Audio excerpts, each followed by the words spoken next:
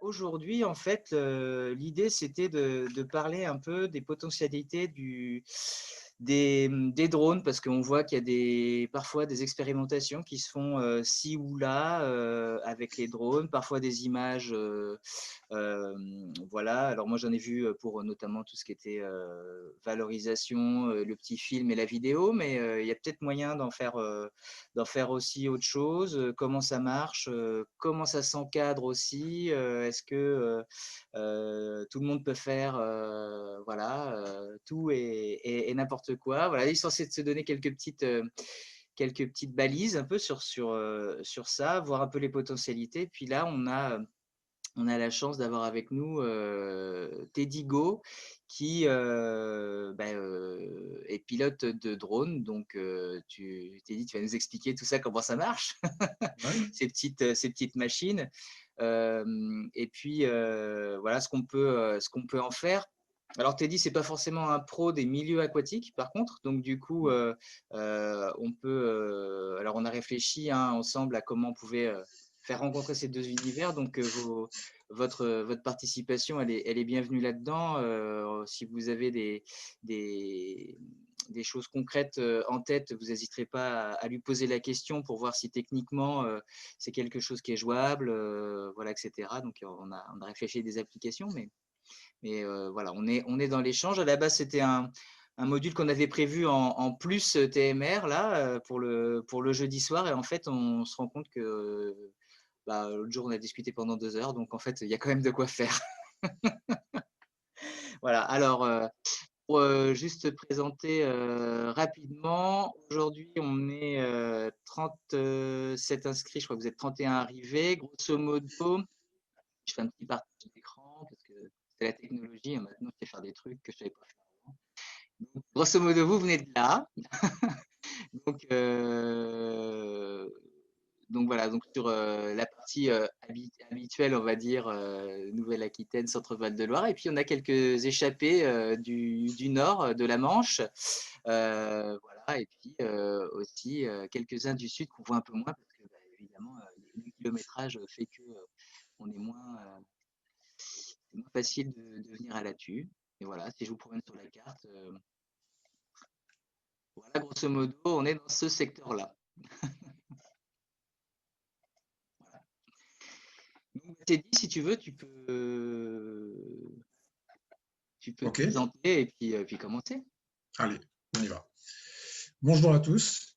Donc, je m'appelle Teddy Go. Je travaille pour une entreprise d'inspection en génie civil et je suis aussi micro-entrepreneur, pilote de drone à mon compte. C'est pour mon plaisir, quoi, justement pour mon plaisir. Donc, dans le génie civil, on utilise les drones pour faire des inspections, acquérir des images, pour inspecter des ponts, des châteaux d'eau, des barrages. Donc, on inspecte le béton armé pour voir s'il y a des défauts structurels sur les ouvrages.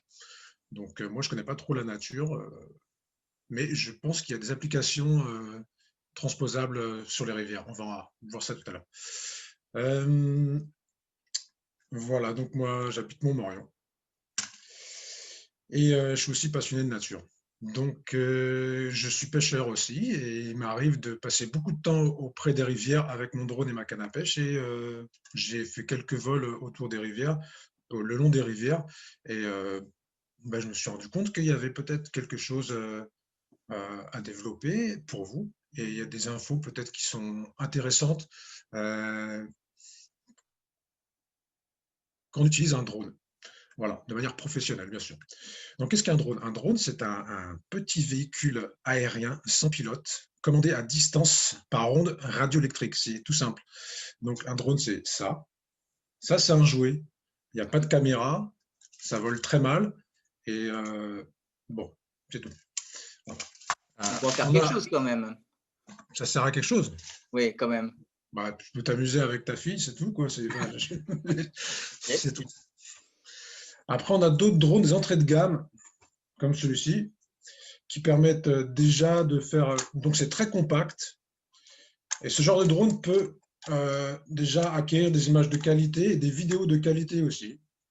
Celui-ci, il a un zoom très efficace. Donc, ça se met en œuvre très rapidement au bord d'une rivière. Et ce genre de drone peut mener des missions professionnelles en scénario S2, c'est-à-dire capter des images sur un déroulé de 2 km sur une rivière, en fait. On peut capter des images le long d'une rivière. On verra ça tout à l'heure, je vous montrerai. Ça, un autre drone aussi qui est homologué S2, c'est-à-dire celui-là peut mener des missions le long d'une rivière et acquérir des images qui peuvent être exploitées par la suite par vous. Voilà. Jusque-là, j'ai perdu personne, c'est assez simple. Pour l'instant, c'est ça. Donc, Tu as parlé de S2, on ne sait pas ce que ça veut dire, mais on va sinon, voir tout de suite. Donc, les drones pro. Je vais vous montrer un petit. Je vais partager mon écran rapidos. pour le diaporama. Ouais. Ouais, Ça, est-ce que je le partage ça? vas-y, vas-y. Ah oui, il faut que je supprime moi la mise en évidence. Pardon, c'est que je l'ai mis en grand. Vas-y. Attends, je l'arrête. J'ai un peu perdu tout de suite là. Non, non, t'inquiète. C'est Zoom, hein. Donc voilà, je partageais ça tout de suite. Ça va vous parler un peu plus. La réglementation de drone, c'est assez simple. N'importe qui, Ça arrive. Tu peux mettre en grand écran, peut-être?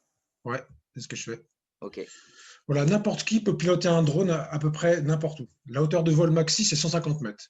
La réglementation impose de voler en vue, c'est-à-dire que vous ne devez jamais quitter le drone de vue. Vous devez tout le temps le voir. Les vols en agglomération sont interdits. Le survol des personnes aussi, c'est interdit.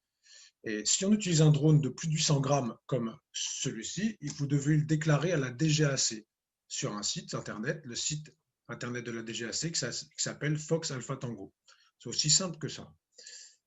Après, si vous voulez devenir pro, pour obtenir les images, il faut passer un certificat d'aptitude théorique télépilote de drone. C'est un QCM de 60 questions. C'est très simple, il suffit de travailler un petit peu. Et ensuite, vous avez la partie pratique à passer auprès d'un organisme professionnel.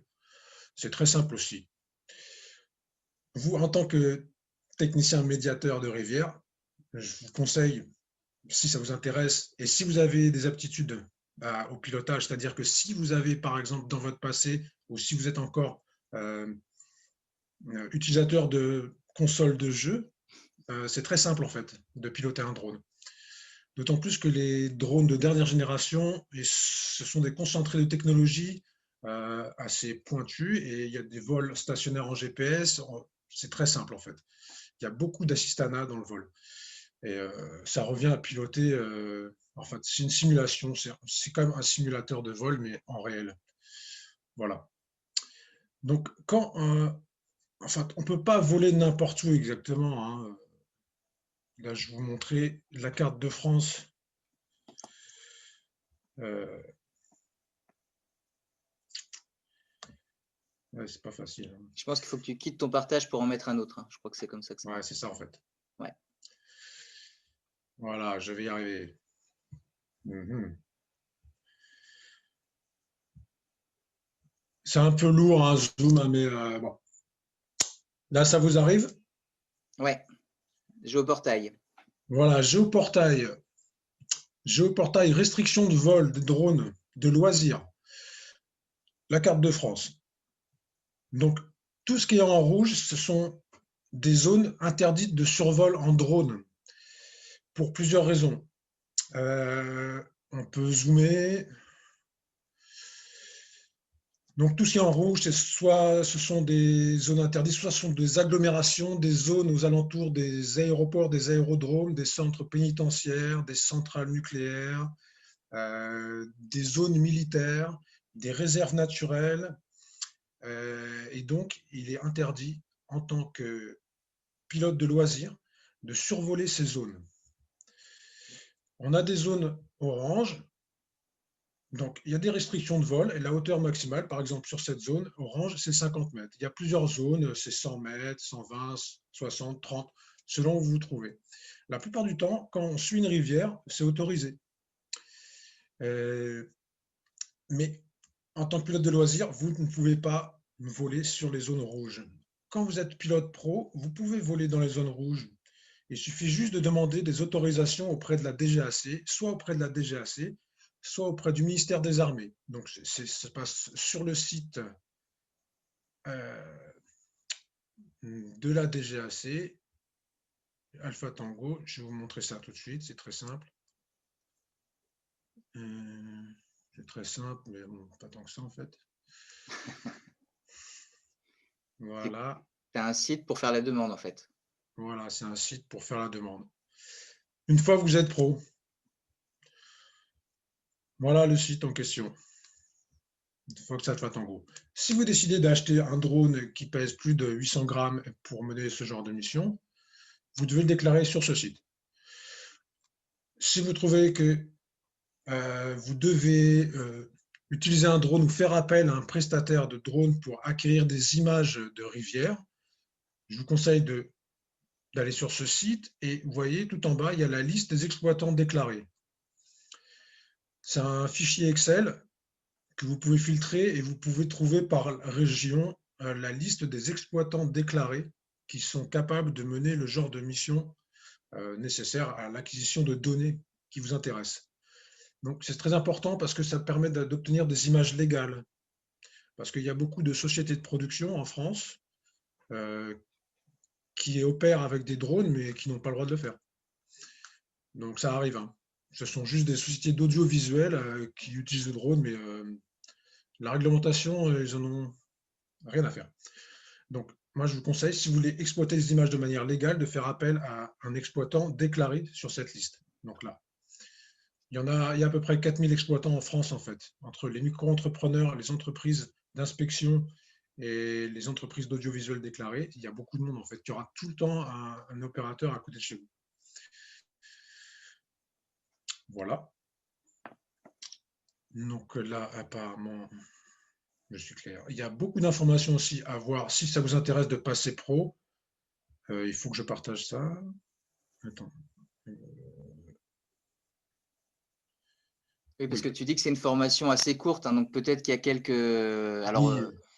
peut-être que là, les différentes collectivités, quand elles font appel au drone, peuvent passer par un prestataire, mais en fait, tu as l'air de dire que c'est assez simple et il suffit qu'après, En fait, si un oui. technicien rivière, par exemple, décide de se caler dessus, c'est quelques jours de formation et puis après, bon, bah, faut voir Alors, si vous achetez la machine, mais voilà. À savoir que, en fait, les formations qualifiantes drone, à la fois la formation théorique et la formation pratique, sont éligibles au titre du CPF. Donc, tout le monde cotise pour son CPF, le compte professionnel formation. Donc, ces formations sont éligibles, elles vont être payées par vos employeurs, sans problème. qualifiant. Ouais. Alors, je sais pas pour les collectivités si ça marche tout à fait pareil, le CPF, que dans le Je sais privé, pas. mais il y a des Mais enfin, équivalents. moi, je suis entrepreneur, je suis salarié et ça fonctionne comme ça. Moi, je l'ai passé en candidat libre, en fait. Parce qu'en candidat libre, c'est seulement 30 euros, c'est une redevance fiscale et il faut aller passer l'examen théorique à la DGAC, soit à Orly ou Bordeaux ou dans un centre. Et en fait, moi, j'ai révisé 1 heure par jour pendant 2 mois. C'est tout. Ok. Donc, c'est des sujets tels que l'aérologie, la météorologie, l'instrumentation, la navigation, la réglementation. Ça peut être un peu barbare pour certains, mais étant donné que vous évoluez dans le milieu de la nature naturelle, il y a certains sujets qui vous sont pas étrangers, quoi, je pense. C'est niveau bac, pas plus, quoi. Hein, voilà, quoi. Au niveau théorique. Hein. Donc, c'est pas sorcier, quoi. Et à partir du moment où vous êtes qualifié, vous pouvez faire ce que vous voulez. Vous êtes apte à déposer des notifications de vol sur le site de la DGAC et vous êtes autonome, quoi.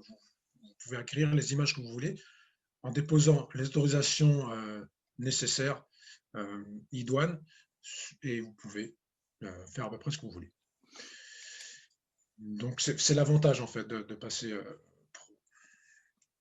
Après, je peux vous montrer si ça vous intéresse vraiment.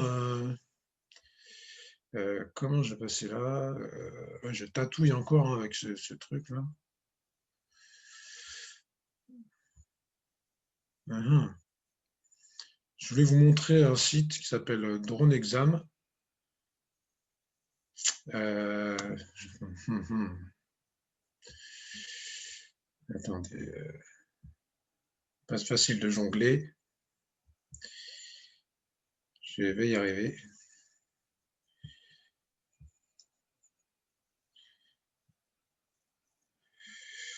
Voilà.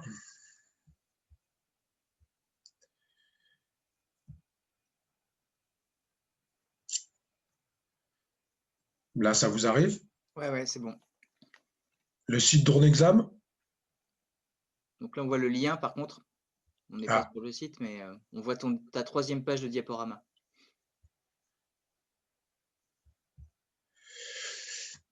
voilà, ça arrive.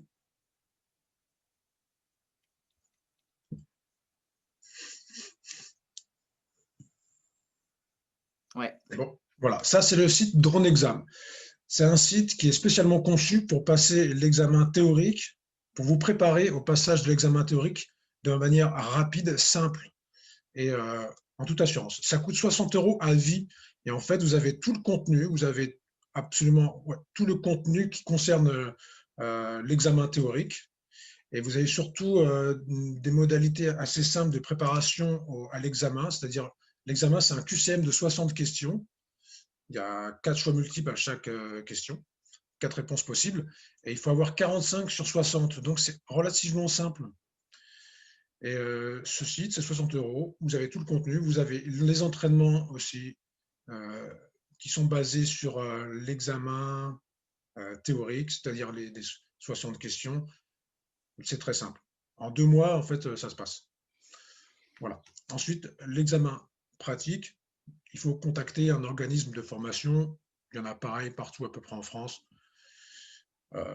Moi, j'ai négocié avec un professionnel pour le passer en une journée parce que je pilote à peu près tous les jours.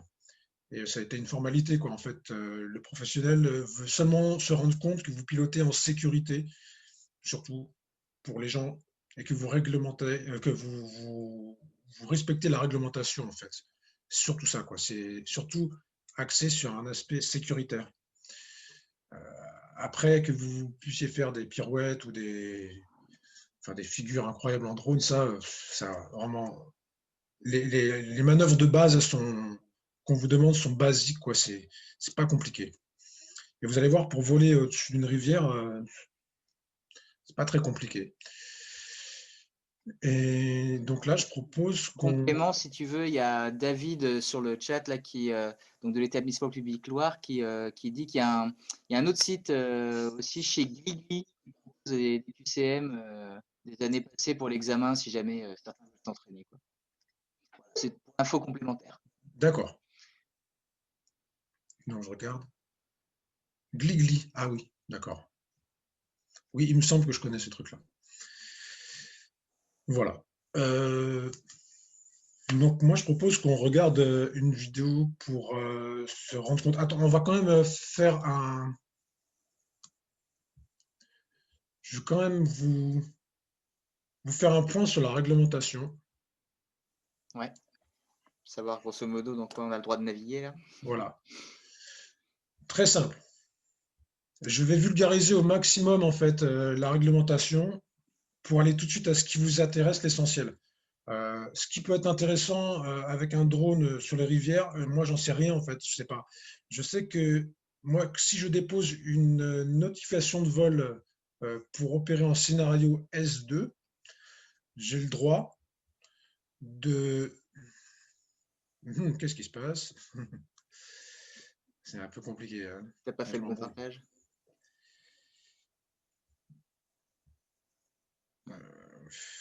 Excusez, hein, je m'embrouille. Pas de souci. Voilà, c'est ça plutôt. Voilà. Ok. Est-ce qu'on est dessus là? Ouais. Voilà. La réglementation, elle est simple. Quand on est professionnel, on peut opérer selon 3 scénarios opérationnels. Scénario S1, vous l'avez dessus là? Vous l'avez? Ouais. S1, c'est hors agglomération, en vue, c'est-à-dire qu'on garde le drone en vue à 200 mètres maximum. On l'éloigne à 200 mètres maximum et à 150 mètres de hauteur maximum. En scénario S2, donc, à mon avis, c'est les scénarios qui vont vous intéresser. c'est qu'on est toujours hors agglomération. Forcément, si on veut survoler une rivière, la plupart du temps, c'est pour obtenir des informations qu'on ne peut pas obtenir très facilement, parce que si on veut regarder une rivière en ville, bah, apparemment, il y a des rues ou des routes qui longent la rivière en ville. Mais comme on va le voir, il y a certaines rivières qui sont difficiles d'accès, qui sont un peu plantées au milieu de nulle part. En France, ça arrive. Par exemple, je prends l'exemple de la Gartempe, en Haute-Vienne. Des fois, elle traverse le bout du monde, quoi. Il y a jamais de route qui longe la Gartempe. Et là, ça peut être intéressant d'aller survoler la rivière dans ce cas-là, quoi. Donc, hors agglomération, donc on sera hors vue. C'est-à-dire qu'on va avoir un retour vidéo sur sa radiocommande et on va piloter à partir de la caméra du drone, quoi, en fait. On va être hors vue carrément. Et on peut éloigner, dans ce cas-là, on peut éloigner le drone jusqu'à 1 km du télépilote.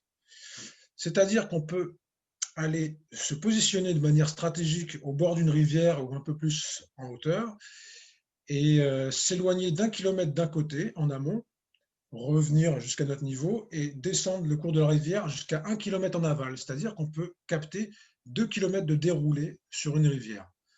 Donc ça peut être intéressant. Je ne sais pas, c'est vous qui me le dites. Donc ce genre de drone, en fait, on peut utiliser des drones de moins de 2 kg pour ce genre de mission. Voilà, c'est la réglementation. Et jusqu'à 150 mètres de haut. Et donc c'est le genre de drone que je vous ai montré, hein, c'est cela, quoi. C'est exactement cela. C'est des drones qui ont une autonomie de 25 à 30 minutes selon la météo, selon s'il y a du vent ou pas. Descendre une rivière sur 2 km, ça prend maximum 10 minutes. Après, tout dépend des informations que vous voulez relever sur la rivière. Si vous voulez rester un peu plus longtemps pour prendre des vidéos, si vous voulez zoomer à un endroit, le zoom est très efficace. Il y a un zoom x2 sans perte, ça zoome jusqu'à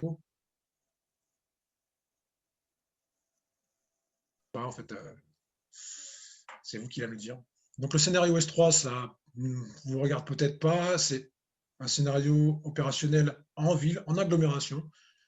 Donc c'est une autre autorisation, c'est en vue, c'est à moins de 100 mètres du télépilote et 150 mètres de hauteur. Le S4, ça peut vous intéresser, mais c'est assez particulier.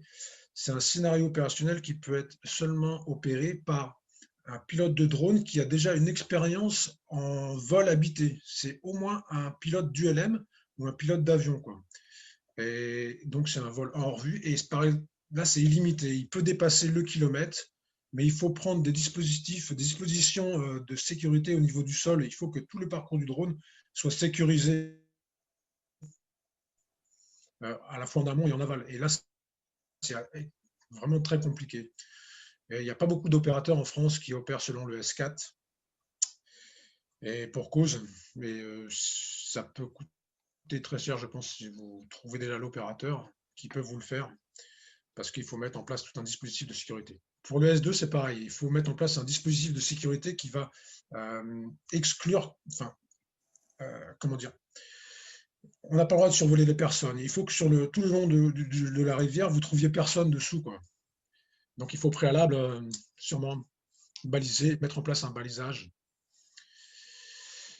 Voilà. Donc le scénario S2, on dépose une autorisation auprès du ministère des Armées,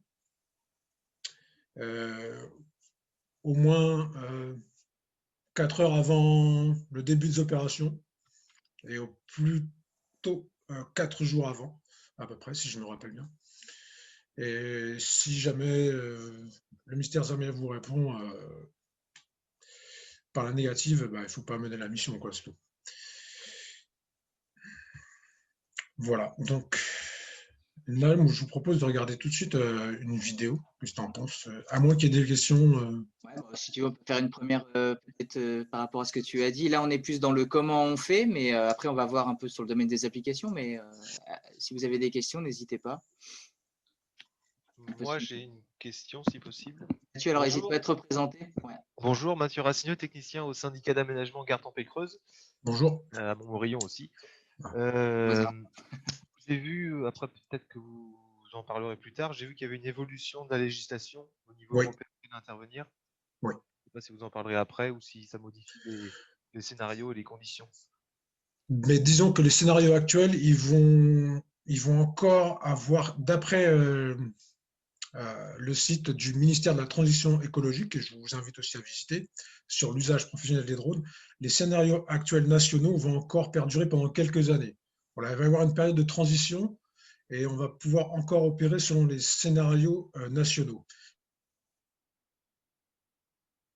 Et c'est vrai qu'à partir du 1er janvier, on passe à une harmonisation de la réglementation au niveau européen. Donc, on va parler d'activités ouvertes, d'activités de scénarios ouverts, d'activités spécifiques et d'activités certifiées. Donc, bon, ça complique pas, ça change, dans le fond, ça change pas réellement beaucoup, quoi, en fait. Ça n'a pas vraiment changé. On va changer seulement, enfin, la réglementation va changer par rapport au poids des drones utilisés et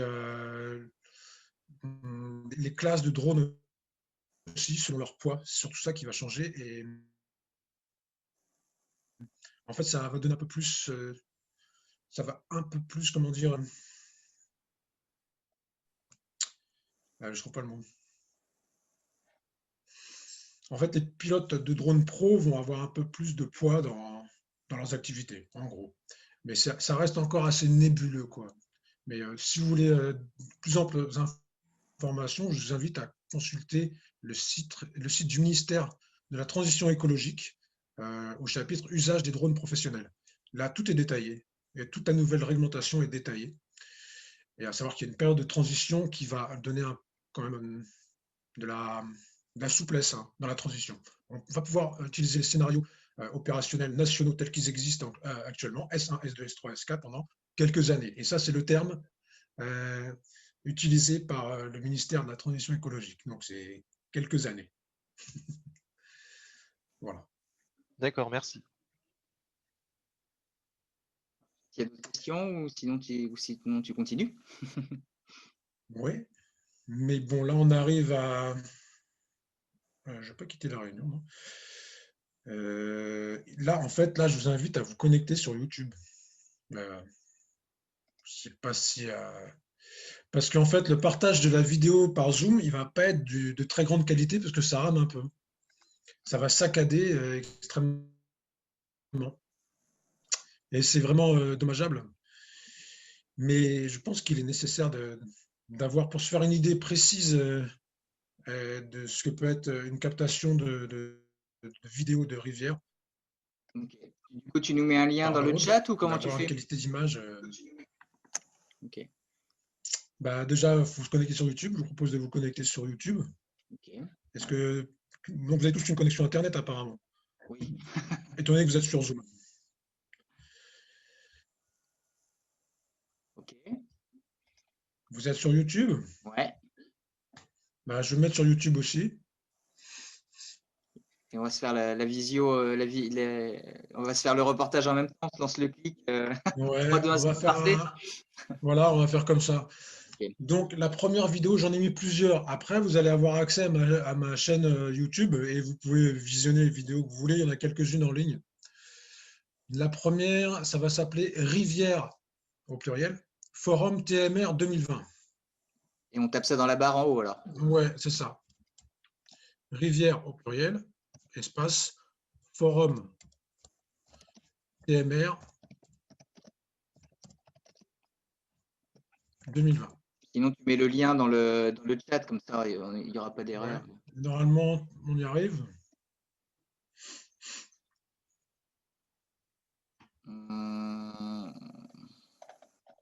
Alors, moi, je l'ai pas.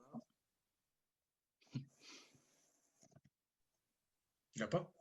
Non, tu l'as? Moi, je l'ai. Hein. Ah oui.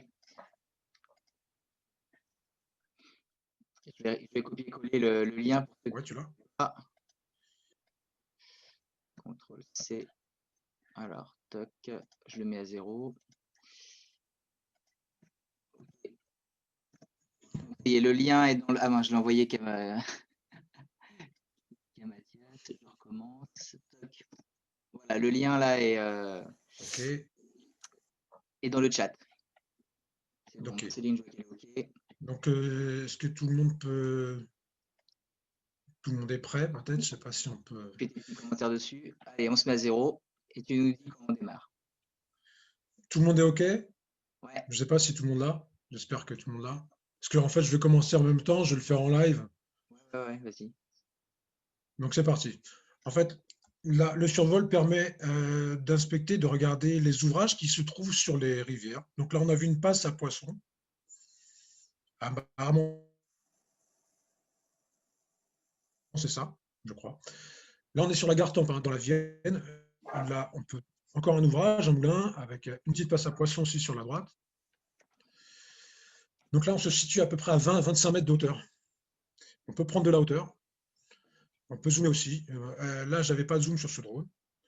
Encore un gué, je pense que c'est un passage à gué, une sorte d'écluse, c'est assez artisanal tout ça. C'est un seuil de moulin, je pense. D'accord.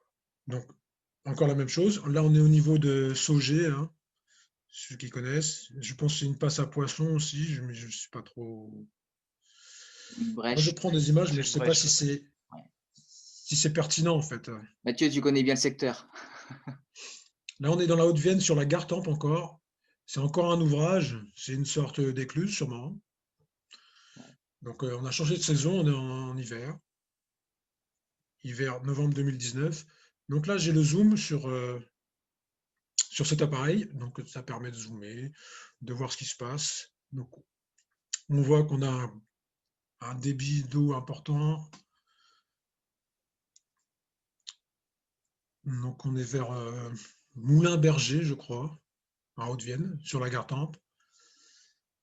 On voit un arbre juché sur l'écluse. On va zoomer dessus. En fait, c'est aussi à vous de définir ce qui vous intéresse quand on survole une rivière. Moi, je ne sais pas trop. Moi, je zoome un peu à tout bout de champ parce que je pense qu'il y a des choses qui sont intéressantes. Peut-être que cet arbre-là est intéressant. Peut-être qu'il n'a rien à faire ici et que vous pouvez communiquer auprès d'un propriétaire pour enlever l'arbre. Je ne sais pas. Je subodore seulement. Donc là, on est un peu plus haut. Donc pareil, là, il y a des embûches. Là, on se trouve toujours dans la Haute-Vienne. On arrive sur un ouvrage avec sûrement une passe à poissons sur la gauche, je pense. Donc, on peut se rapprocher de la passe à poissons, zoomer pour voir s'il n'y a pas d'obstruction dans l'ouvrage, hein. C'est toujours faisable, hein. Mais c'est à vous de définir justement, si vous qui pilotez le drone, vous pouvez le faire. Voilà, là, ça doit sûrement être une passe à poissons encore. Ouais, ou à kayak, je sais pas trop. Non, oui, non, plutôt poisson, oui, parce que là, c'est un peu On dangereux est pour un toujours kayak. sur la Haute-Vienne, la Gartempe, dans la Haute-Vienne, à Recula, Ok. apparemment. Donc, il y a beaucoup d'eau encore.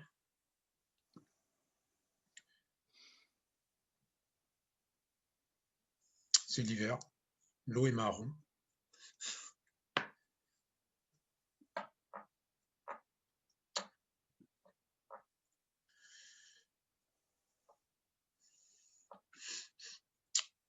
Voilà, donc on peut tourner à droite, à gauche, on peut avancer, on peut revenir en arrière. Et on a 2 kilomètres, selon où on se situe, on a 2 kilomètres. Donc on peut aussi capter la végétation, on peut se rendre compte de la végétation qui se trouve sur une rivière. On est toujours sur la Gartempe, on est vers Saint-Bonnet-de-Bellac, je crois. C'est au mois d'août 2019. Donc là, on a de la végétation. Moi, je ne sais pas trop ce que c'est, hein. C'est peut-être de la Jussie, j'en sais rien. Mais un œil expert peut savoir. Vous pouvez savoir peut-être. Avec un petit zoom. Ouais. Là, je ne zoomais pas là. Celui-là n'avait pas de zoom, mais je pense qu'on peut se rendre compte. Les experts peuvent savoir. Vous pouvez savoir, je pense. Donc, on est dans un endroit assez sauvage. On peut se rendre compte qu'il n'y a pas de route, ni d'un côté ni de l'autre, sur cette portion de Gartempe. Là, on est sur la Creuse. On est sur la Creuse, sur la commune de Luray, entre l'abbaye de Faucombeau et Luray. Donc, c'est dans l'Indre, sur la rivière la Creuse. Donc là, on se rend compte qu'il y a de la salade dans la rivière. Je ne sais pas ce que c'est. Donc, pareil, c'est au mois de septembre 2019, ça. Là, on est sur la Loire. Pareil, il y a de la végétation au bord du banc de sable.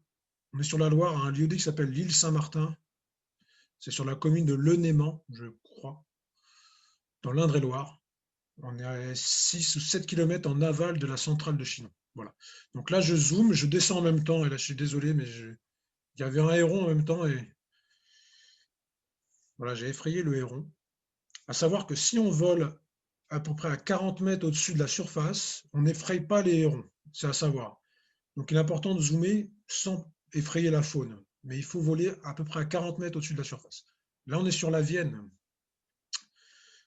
sur la commune de Saint-Germain-sur-Vienne, dans l'Indre-et-Loire.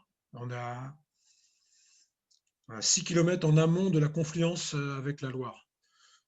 Donc, pareil, on peut repérer la végétation, et encore un héron, la végétation au bord de la rivière. Là, je pense que ça ne fait pas d'en bas.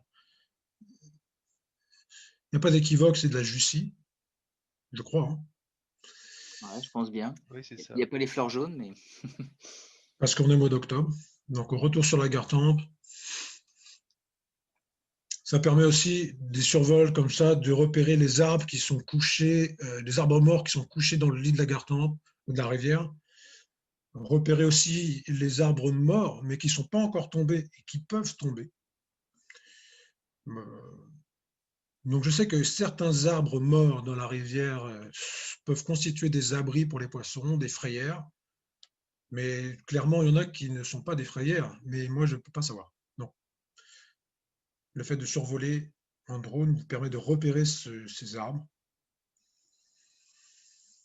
Là, on est sur la commune de Saugé. Là, on est sur la commune de Plaisance, au-dessus de la Gartempe, au Banchereau exactement. Donc, pareil, toute une série d'arbres qui sont dans la rivière. Bon. Le problème, c'est peut-être que s'il y a une crue, la crue peut emporter les arbres, peut-être, je pense, et se retrouver au pied d'un pont, peut-être, mais je suppose. Là, on est encore à Recula, pareil. Là, il y a beaucoup d'eau, un peu plus, et il y a toujours des arbres. Moi, je zoome là sur ce genre de défauts. Enfin, j'appelle ça des défauts, mais ça, c'est une déformation professionnelle. Mais en fait, c'est des événements, en fait. Voilà. Mais je ne sais pas si ça peut intéresser. oui, oui, après avec, je pense Il faut que l'œil d'expert. avec son centre d'intérêt, on regarde ce qui nous intéresse, hein, de toute façon, c'est sûr. Voilà, là, on est en Haute-Vienne, sur un lieu dit qui s'appelle les Quatre Chemins. Donc, c'est pas forcément une frayère là, mais l'arbre est bien. Et là, c'est le même, mais 3 mois plus tard. Au même endroit, mais 3 mois plus tard, le niveau d'eau a augmenté. Et on voit bien que le courant se dévie un peu sur la droite et peut-être qu'il va creuser la berge en face, j'en sais rien. À savoir qu'un mois plus tard, il y a eu une grosse crue quoi, sur la Gartempe en décembre 2019. Et je ne sais pas ce qui est advenu cet arbre. Je ne sais pas ce qui s'est passé. J'y suis repassé il y a un mois et demi et il n'était plus là. Alors peut-être qu'il a été scié, j'en sais rien. Mais je ne suis pas sûr que le propriétaire était au courant de ça. Mais ça, ce n'est pas resté qu'un mois ou 2 mois sur place.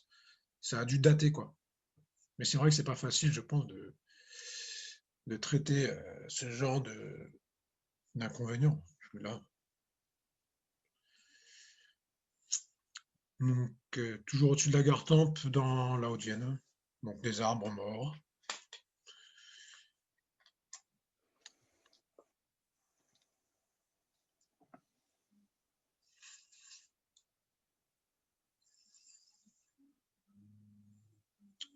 Je pense que c'est en fait utile quand on n'a pas de route qui longe la Gartempe. Et il faut savoir aussi, il faut que le pilote se positionne bien pour pouvoir bien faire ses 2 km de déroulé pour ne pas avoir de perte de connexion. Toi, tu conseilles de plutôt te mettre sur un endroit haut, hein, c'est ça? Pour Exactement, c'est ça. Ouais. choper le signal plutôt que dans le creux de vallée, en bas. Ouais. Ou alors au bord de la rivière, c'est pas très bon, surtout si on a de la végétation à côté, on va avoir des pertes de connexion très vite. Mais il suffit d'étudier les cartes IGN pour se rendre compte des courbes de niveau et savoir où se placer. Donc là, c'est en août 2019 sur la commune de la Croix, sur Gartempe. Donc on voit le fond de la rivière aussi. Ça, c'est des infos qui peuvent être intéressantes. Mm. Je sais Il n'y pas si avait on pas, peut aller jusqu'à voir les poissons migrateurs, mais on pourquoi pourrait pas. presque, mais là, il n'y a pas trop de poissons, là, je crois. Enfin, apparemment, hein. Je pense qu'il est possible de repérer des poissons, mais là, il n'y a rien, apparemment. Enfin, à voir. Mais il y a des arbres qui sont couchés et là, on est vraiment au milieu de nulle part encore, hein. Parce que si moi, je peux vous donner les infos parce que tous les vols que j'ai faits, ils sont répertoriés sur la carte IGN, quoi, en fait. Voilà. C'est aussi simple que ça. Comment ça, ils sont répertoriés? Moi, je peux les repérer sur une carte IGN, d'après mon application, mon logiciel. D'accord, donc Et en fait, ton drone, le circuit que tu fais avec le drone, en fait, c'est tracé sur une carte et ça, tu peux la moi, recalquer je sur peux le une carte reporter sur IGN et une après carte le voir. IGN et la donner. Voilà. Donc, ça permet aussi d'avoir une vue sur la faune. Là, j'ai eu un peu de chance de voir arriver Haeckel et Jekyll sur la Gartempe, à Recula. En fait, ce ne sont pas des corbeaux, bien sûr, ce sont des cormorans. Bon, ouais. Donc, le zoom permet de savoir qu'il y a des cormorans dans la Haute-Vienne. Moi, j'ai été un peu surpris, mais bon, ça existe là. Il y en a.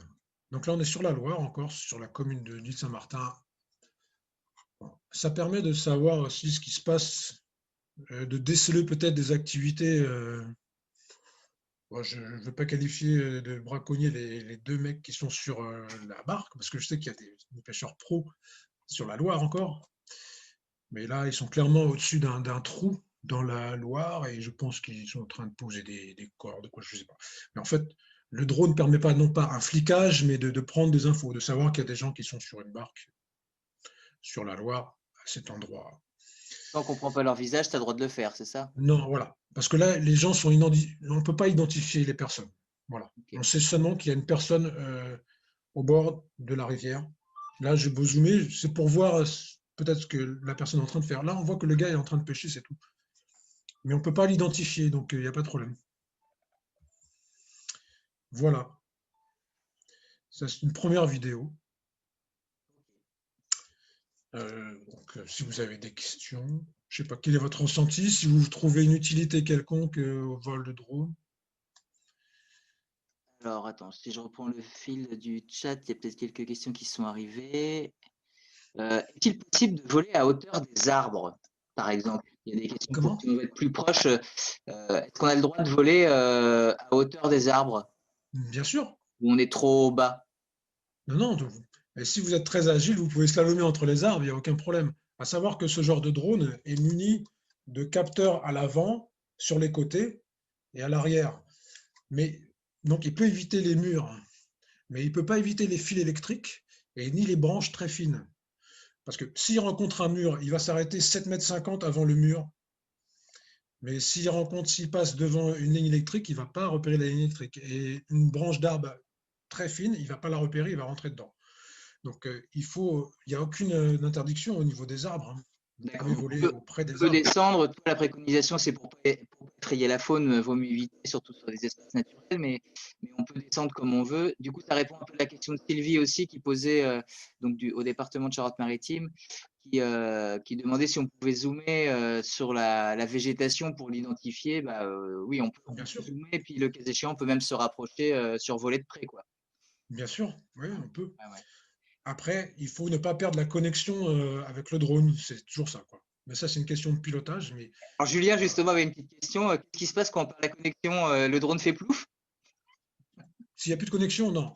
En fait, ce sont des drones qui sont munis d'un retour automatique au point de décollage, en fait. C'est un réglage. Si le drone perd la connexion, au bout de 30 secondes, si vous n'avez pas réussi à rétablir la connexion, le drone va s'élever à la hauteur que vous avez réglée et il va revenir automatiquement au point de départ en évitant tous les arbres sur son passage. Est-ce que Aussi tu simple que as un ça. drone à la rivière, quoi? Voilà. Donc, quand je vous ai dit que c'était un concentré de technologie, c'est réellement pratique, quoi. Et c'est utilisable par, je ne veux pas dire par à peu près n'importe qui, mais si presque en fait, hein, parce que faut Et pas être un grand pilote d'avion ni un grand pilote d'aéromodélisme, hein. Il y a beaucoup d'assistance au pilotage, dont ce retour automatique en cas de perte de connexion. d'accord. Et du coup, alors Marceline sur le Beuvron en Sologne posait la question. Alors je pense que tu nous préciseras Marceline ce que c'est, mais est-ce qu'on peut prendre un point GPS à partir de la position du drone? C'est peut-être pour faire un suivi régulier, c'est ça, Marceline? Sur un même point? Tu peux prendre la parole à Marceline si tu veux. Oui, c'est savoir si, par exemple, si on localise un embâcle à un endroit particulier, si on peut faire un point GPS pour revenir après sur l'embâcle quand on est sur le terrain, quoi. Enfin, quand on repart Ah du oui, terrain. d'accord, c'est pour le repérer. Tu l'as vu depuis le Ouais, drone, tu veux faire un point, dire sur la carte, j'ai ça, il faudra que j'y Pour le revienne avec marquer. le véhicule. Et... mm. Ok. Oui, il est Comme il y a un possible. tracé, ouais. Mais comme il peut faire Oui, un c'est possible. tracé, je pense que du coup, je pense qu'on peut faire. C'est carrément possible. D'accord, c'est possible. Via l'application du drone, l'application de vol du drone, en fait. Ouais, Le tracé du drone, il est enregistré sur l'application et ensuite, la carte n'est pas très précise, mais il suffit de retranscrire euh, le tracé du drone sur une carte IGN lambda et vous pouvez précisément, à peu près précisément, localiser l'embâcle. c'est top. Vous aurez un vol légal de 2 km de long. Donc, c'est assez, 2 km, c'est assez court et c'est assez long à la fois pour repérer et pour marquer un embâcle sur la rivière ou n'importe quel défaut. Vous aurez des points de repère aussi avec les moulins, parce que vous pouvez voler à côté d'un moulin qui peut être un repère ou une écluse ou je ne sais quoi. Mais c'est carrément faisable. Il y a Yann sur la Seudre qui, du coup, nous dit qu'il a testé l'identification d'espèces végétales comme l'élodée du Canada au syndicat, mais sans succès. Voilà, ça semble plus adapté le drone quand même pour les espèces végétales qui sont au-dessus de l'eau que dessous, quoi. Ah oui, carrément. Ouais. Ah ouais, il y a les reflets et tout, c'est un peu compliqué. Après, il y Ah a oui, des logiciels, on en parlait l'autre jour, qu'on a fait un peu la répète, type LIDAR ou choses comme ça, qui peuvent aller sous la surface de l'eau, quoi. oui. Oui, après, il y a des types d'inspection qui vous permettent de modéliser un peu les berges, la répisylve, donc le lidar, mais c'est extrêmement onéreux. Mais ça vous permet d'avoir oui, une modélisation topographique des berges et du lit de la rivière. Mais ce sont des drones spécifiques, donc équipés d'un capteur lidar. Donc c'est un drone à peu près 30 000 euros minimum. Et sans compter la prestation qui est aussi, enfin, c'est assez onéreux, quoi. Vous pouvez Juste, avoir, enfin, je souhaitais réagir là-dessus concernant les lidars. Il y a une mmh, solution qui aujourd'hui est peut-être plus simple pour les techniciens. Nous, c'est ce qu'on fait au sein de l'établissement public Loire. Ouais, C'est qu'on on met des cibles au sol, qu'on oui, cale avec un niveau GPS, avec un DGPS ou avec un théodolite, peu importe. Et on fait une série de photos et à partir de là, on arrive à refaire nos propres orthophotos du coup pour de voilà. la dynamique latérale et à estimer aussi des volumes. C'est la seule solution qu'on a trouvée effectivement pour éviter des dépenses type LIDAR qui, pour une collectivité, sont C'est hors de extrêmement prix. onéreuses. Il faut les renouveler sous Ouais, les dispositifs. C'est même informatiquement, après les outils pour gérer un LIDAR, ouais, pour changer c'est extrêmement, l'ordinateur et autres, c'est compliqué. c'est-à-dire qu'il bien faut un sûr. logiciel spécifique, quoi, en plus, ouais. Bah, il faut surtout une bonne carte graphique, un bon ordinateur pour pouvoir traiter parce que le LIDAR va prendre des points tous les centimètres ou tous les 2 centimètres. Ouais. Alors que si on pose 3 cibles en gros par photo, donc si on est à 100 mètres de hauteur, on couvre quand même pas mal de terrain. Oui, On peut traiter ça en quelques minutes avec un logiciel comme QGIS ou des logiciels de carto classiques. Ok. oui, PixD, Pix4D aussi. Pix4D Mapper peut vous permettre d'avoir un relevé topographique des lieux de la répiscule. Comment tu Enfin, écris ça? C'est quoi? C'est PIZ, PIZ? Pix4D, Un Pix. Pix4D ou Metashape aussi sont des logiciels abordables parce que Pix4D, c'est peut-être 170 euros. Pix4D Mapper, c'est 170 euros par mois. C'est pas cher.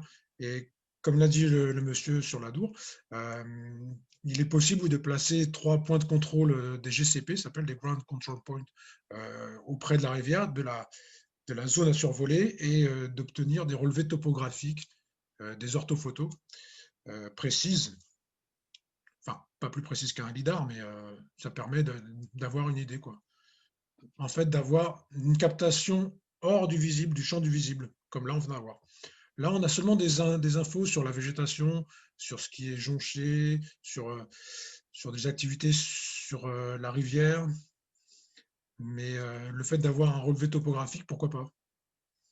Oui, mais c'est faisable, et à moindre coût. Ok. questions qui peuvent être intéressantes. Alors, si je reprends, j'ai quelques questions en retard. Il y avait Florence, effectivement, qui posait la question si les vols présentés dans ta vidéo, ils sont tous faits sous S2. Elle se pose la question du suivi des berges, par exemple. Est-ce qu'on peut identifier des zones d'érosion Dans le champ du visible, là, comme on vient de le voir, oui. Vous pouvez voir ce qui se passe. On peut voir une berge écroulée. Bon, mais on a une vidéo, on a une captation du visible. Et on peut avoir aussi, comme le disait votre collègue précédent de Liadour, on peut avoir aussi un relevé topographique des berges en utilisant un logiciel, en captant de la même manière les images à 100 mètres de haut, un peu plus haut, et en les traitant via un logiciel, par exemple Pix4D Mapper ou Metashape. D'accord, ok. Alors, on a des questions sur le coût et le choix des machines, mais on va peut-être y revenir après. Pour être un peu dans le même filon, oui, effectivement, David, tu disais que de l'établissement public Loire, que l'exemple d'utilisation au sein de l'EP Loire, c'était la réalisation d'orthophotos pour le suivi dynamique latéral des cours d'eau, mobilité des dents de sable et puis des volumes et surfaces des érosions. Du coup, je me dis, on peut peut-être aussi faire les suivis morpho, un peu évolution sédimentaire dans les cours d'eau, j'imagine. Oui, nous, c'est à peu près pour ça qu'on l'utilise sur l'Allier, sur ça et sur des risques de capture de gravière pour suivre au fil du temps aussi voir les écoulements. C'est aussi une chose intéressante sur des zones d'érosion, comprendre comment fonctionne le cours d'eau, où sont les zones d'érosion, où sont les points de fragilité sur des digues. On est en train aussi de développer ça chez nous sur le service digue aussi, pour le suivi de la végétation et des points de fragilité. Alors, bien sûr que sur les points qui sont visibles, quand on a de la végétation, on ne voit pas ce qui se passe dessous. C'est un peu le problème, mais ça fait partie des utilités qu'on peut avoir sur un drone. Et du coup, comment est-ce que vous procédez en termes de… Vous passez plusieurs fois l'année sur un même point pendant plusieurs années ou c'est comment L'idée, c'est ça. Alors nous, ça fait que 6 mois qu'on a passé avec un autre de mes collègues le permis pour pouvoir piloter. Donc là, on a fait une campagne après une crue. On avait les données hygiène déjà de avant la crue qui étaient assez récentes, donc on a pu faire une comparaison. Et l'idée, voilà, essayer de suivre après chaque événement majeur, voir un peu comment le cours d'eau bouge. Okay. C'est à peu près l'idée. Donc, on a un cycle de passage après chaque crue, ou s'il n'y a pas de crue, ça peut arriver des années, on va le faire tous les ans, à des débits qu'on aura choisis. D'accord, donc ça donne un indicateur. Après, on n'est pas dans le suivi morpho super normé par l'Office français de la biodiversité, par exemple, les CARIS et tout ça, mais on est sur… Ah non, par contre, non, ça, c'est absolument pas utilisable dans ce cadre-là. D'accord. Il y a Mathieu Racineux du SIAG Gartempe qui demande si pour réaliser ce type de vidéo, en fait, la formation pro, elle est obligatoire. S'il n'est pas possible d'utiliser un drone perso, par exemple, pour transmettre des images à une structure type gratuitement, quoi. Non, pour réaliser ce genre de mission, il faut être absolument pro. Bon, parce que si on est pilote de drone de loisir, on doit garder le drone en vue exclusivement.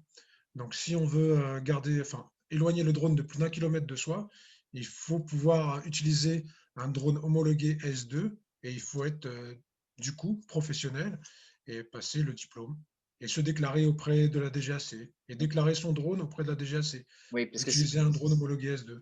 En gros, du coup, sinon, ça veut dire que si on récupère des images comme ça, c'est qu'en gros, on travaille sur un matériel à la base illégal, quoi. C'est ça, en fait. Il ne faut pas diffuser les images. Voilà. Il faut pas, elles sont pas forcément, elles sont exploitables pour vous, mais il faut que ça reste entre vous. D'accord. Du coup, il y a Marceline qui demandait si jamais on ne passe pas le diplôme, est-ce que on peut louer, enfin non, pardon, c'était pas la question. Est-ce qu'on peut louer un drone plutôt que de l'acheter? Oui, c'est louable, oui. Bien sûr. Même un gros truc, un jour, s'il nous faut un truc spécifique. Oui, mais en fait, ce genre de missions S2 ne sont réalisables que par des drones de moins de 2 kg, si vous voulez dépasser les 150 mètres de haut. Donc, voilà, ce seront forcément des petits drones, entre guillemets, quoi. Et ça, en ordre de grandeur de tarif, tu saurais nous dire à peu près dans quelle fourchette on est?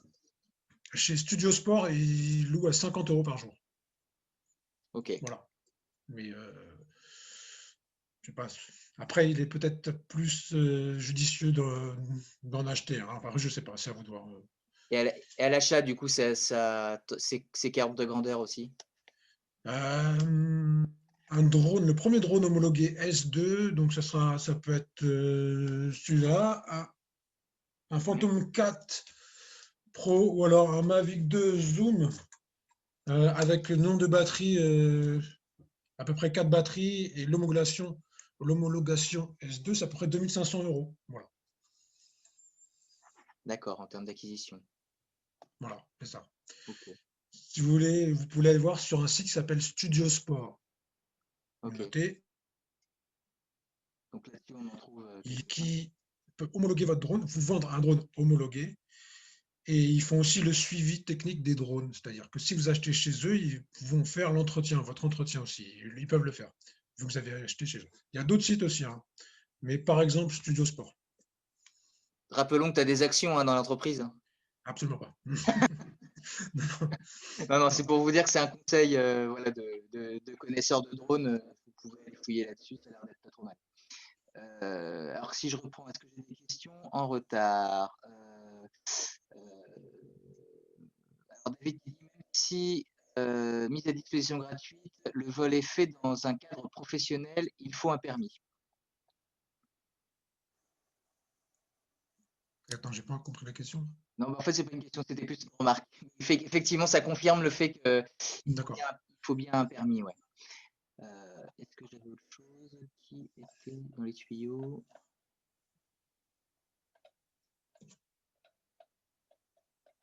Non, je crois qu'on a traité les principales questions. Alors, je ne sais pas si, est-ce que vous, dans les collectivités, là, vous y voyez des applications particulières, justement, au drone, des choses qui pourraient vous dépanner? Ouais, moi vous m'entendez? Ouais, Mathieu, Ouais. ouais. Oui. Nous, on réfléchissait en tant que syndicat de rivière, là, justement, pour faire des prospections sur les milieux, sur les rivières, comme on a vu sur la Gartempe, parce que c'est pas toujours facile d'accéder au bord du cours d'eau. Donc pour ça, c'est plutôt intéressant. Et aussi, on voulait l'utiliser dans le cadre du contrat territorial pour,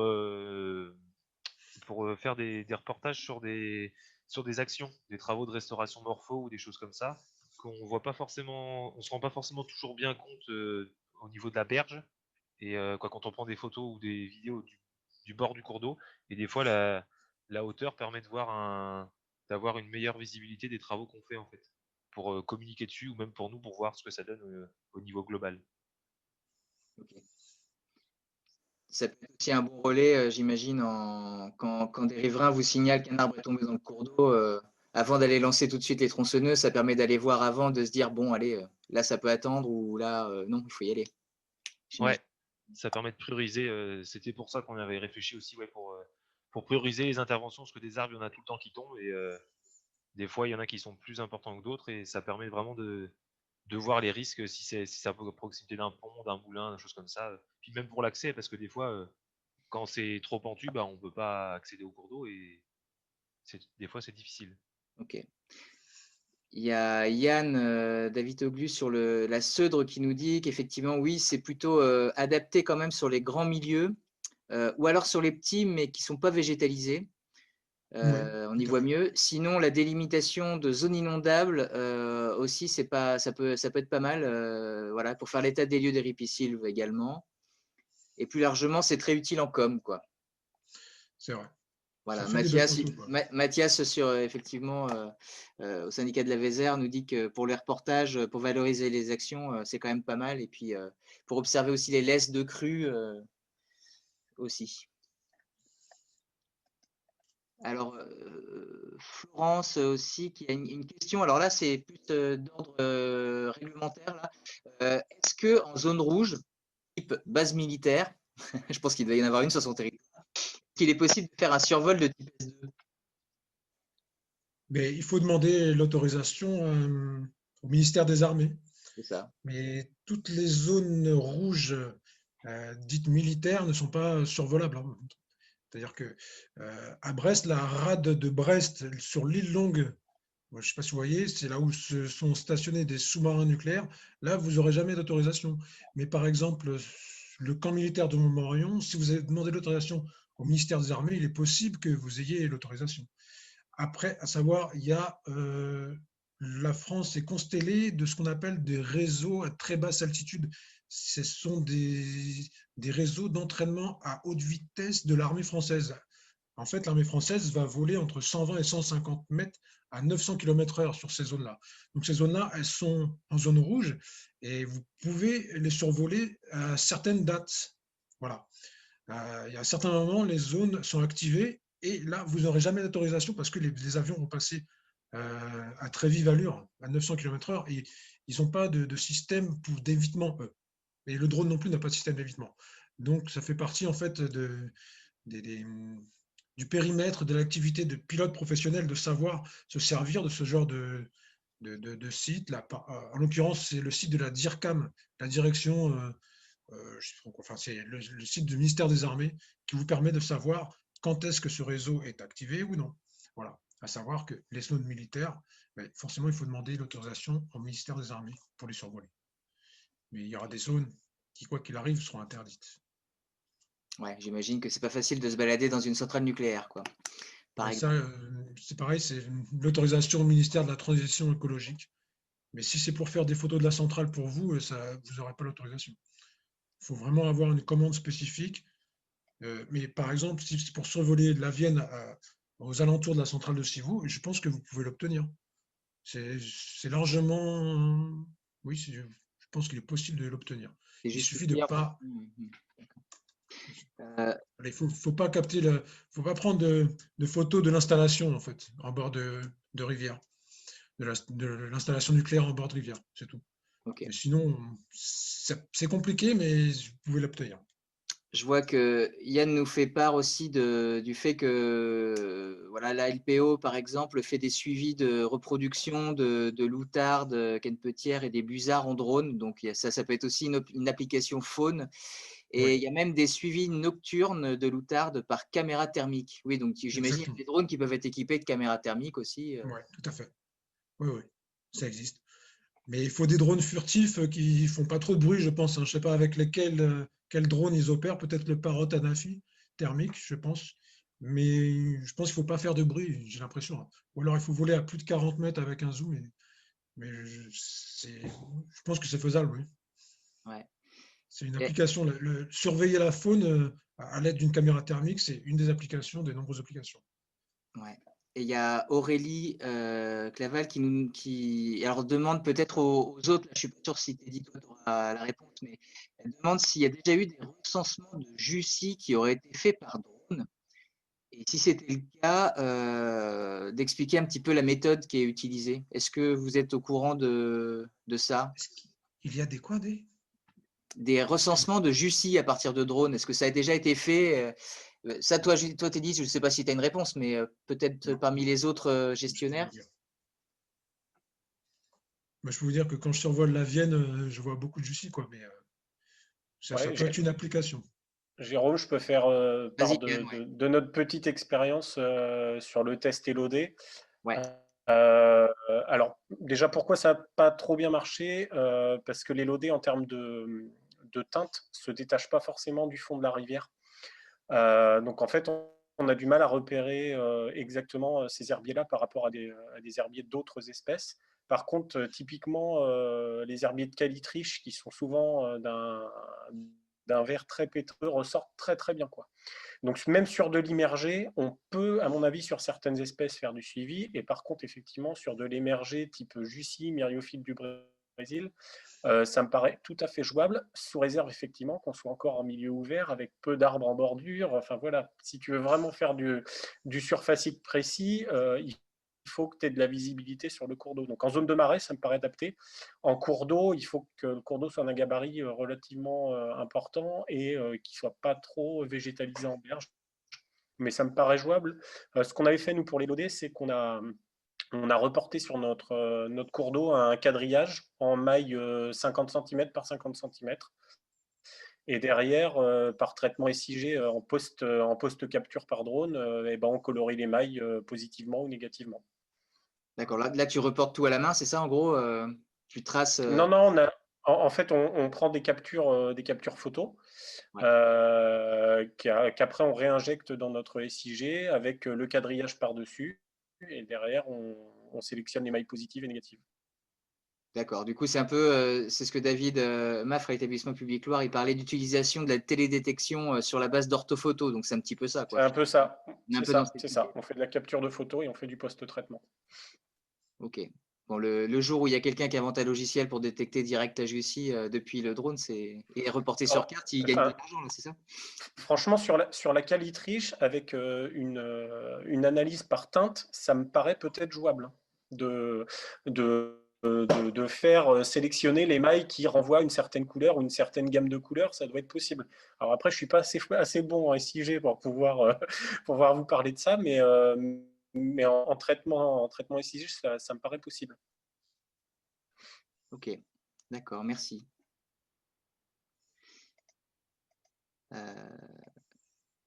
Aurélie dit merci aussi pour la réponse. Ok. Je ne sais pas, Bien. est-ce que tu avais d'autres points que tu n'avais pas abordés là, peut-être? Je ne sais plus ce qu'on avait dit. Mais non, moi je pense on a fait le tour. Ouais. Si vous intéresse sur ma chaîne, il y a d'autres vidéos. Si vous voulez vous donner vous donner une idée un peu plus précise de ce que peut capter comme image un drone, dans Ouais. le champ du visible, bien sûr, c'est sur ma chaîne. Ok. Notamment, il y a une vidéo qui concerne la commune de Saint-Germain-sur-Vienne, dans la Vienne. Voilà. D'accord, ok. Bah, tu peux nous mettre, si tu veux, le lien dans le chat, comme ça permet d'y avoir accès. Oui. Ouais. Et puis, alors qu'est-ce que je vois? Il y a Julien, effectivement, qui dit que pour la télédétection, pardon, on peut peut-être soumettre quelques images à Photoshop pour sélectionner les gammes de couleurs et faire ressortir effectivement les différentes plantes qu'on peut voir. Ouais. Bon, c'est peut-être une astuce. Je ne sais pas si c'est compliqué à faire ou pas, parce qu'après, avec beaucoup de photos, je pense que tu peux y passer du temps, mais voilà, en tout cas, quelques. Bon, là, parmi vous, il y en a qui envisagent de passer le permis, du coup.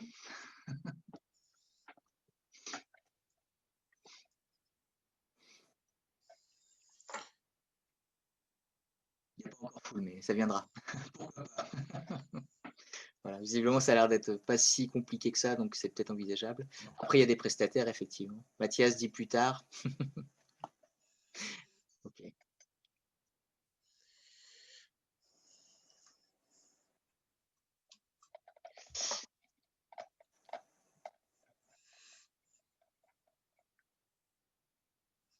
Ok, d'accord. Du coup, on peut peut-être, pour les. Alors, Emmanuel Emmanuel en Charente qui nous dit on pourrait peut-être faire des achats groupés. Alors oui, voilà, si vous, vous êtes si vous êtes plusieurs à avoir le même projet, pourquoi pas. Après, c'est toujours un peu compliqué parce que je ne sais pas trop comment vous pouvez faire avec les bons de commande, tout ça en commun, mais Ou mutualiser les achats comme les agriculteurs le font. Parce que les agriculteurs, les céréaliers, utilisent les drones pour optimiser leur récolte. En fait, c'est de l'agriculture de précision.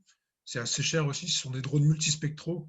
Et ils mutualisent les achats et ils se les prêtent un peu à la manière des moissonneuses-batteuses ou ce genre d'appareils, de gros appareils agricoles, quoi, des tracteurs. Donc ils se prêtent aussi les drones, hein, et ouais, le logiciel qui va avec. ok.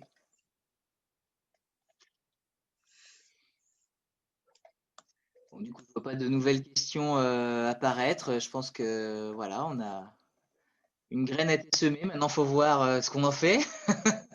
Voilà, en tout cas, c'est quelque chose. Voilà, c'est une technologie qui peut se mettre au service de la rivière. Tout n'est pas encore inventé, mais je vois qu'il y a déjà quelques applications. Après, ça va être comment on traite les données. Bon, ça, c'est peut-être ça le sujet à développer pour Ouais. après la machine savoir comment on l'utilise, quoi. Mhm. comment on rend le truc un peu plus automatisé, c'est toujours Ouais, ça. c'est le traitement des données, je pense que c'est là qu'il y a des progrès à faire, des idées à développer, c'est sur le traitement des données, ouais. Parce que, en fait, acquérir des images, c'est pas très compliqué, quoi. Au niveau réglementaire et au niveau pratique, technique, quoi. C'est pas ce qu'il y a de plus compliqué. Avoir des images dans le champ du visuel aussi, c'est intéressant, mais c'est vrai qu'avoir des systèmes pour détecter la végétation ou les sédiments, l'écoulement des sédiments, etc., l'état des berges, et suivre les évolutions de l'état des berges, etc., ça peut être plus intéressant. Enfin, pour vous, oui. Ouais, non, ça fait partie des trucs à suivre. Ok, eh ben, écoute, je pense qu'on a fait à peu près le tour de la question pour les gens qui étaient là. Donc, Teddy, ouais, comme je te disais, n'hésite pas à mettre ton petit lien là dans le chat, comme ça les gens l'auront et après je ferai un petit résumé dans les documents dont ton diaporama qu'on diffusera aussi. Merci beaucoup à tous pour avoir joué le jeu de la visio. N'hésitez pas en partant, en laissant laisser un petit commentaire pour voir du coup si le sujet on était dans le coup ou pas, et si ça le faisait bien. Et puis pour ceux qui se sont inscrits, on peut se retrouver demain à 11 h où on parlera d'agriculture, mais cette fois-ci un peu côté élevage, où on parle un peu des mesures de soutien à l'élevage et puis avec un gros zoom sur les abreuvoirs, une expérience particulière sur les abreuvoirs solaires notamment. Mercredi, on va parler un peu chantier école, chantier bénévole, avec Yann notamment qui est présent aujourd'hui. Voilà, pour voir si vraiment c'est quelque chose qui peut nous apporter quelque chose un peu différent. Voilà, les chantiers écoles, chantiers bénévoles, comment ça se mène, quelles précautions mener. Jeudi, on parlera des mulettes, donc toutes les moules d'eau douce, voilà, qui souvent bénéficient des travaux, mais qui ont aussi besoin d'être un peu mieux connus pour justement en phase travaux aussi faire un peu attention. Et puis vendredi, c'est un nouveau champ qui s'ouvre avec l'urbanisme, voilà, pour essayer de comprendre un petit peu quelle est la logique de l'urbaniste et comment, voilà, quelles interfaces trouver, parce que là aussi, il y a tout un champ de possibilités qui s'ouvre. Voilà, merci beaucoup. Merci Teddy pour cette présentation. Et puis, je vous souhaite un bon appétit. À bientôt. Merci à vous. Au revoir.